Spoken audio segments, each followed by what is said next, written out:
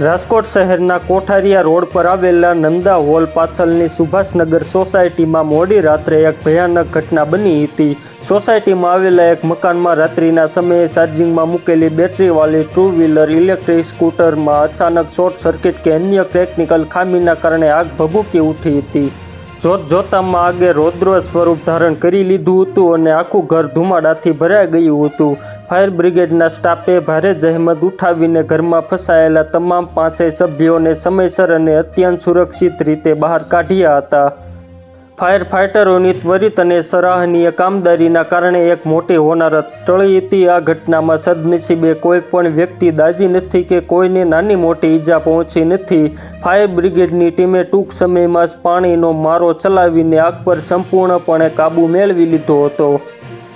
બેટરીમાં કયા કારણોસર આગ લાગી તે અંગે ચોક્કસ કારણ જાણવા માટે પોલીસ અને ટેકનિકલ ટીમ દ્વારા વધુ તપાસ હાથ ધરવામાં આવી છે।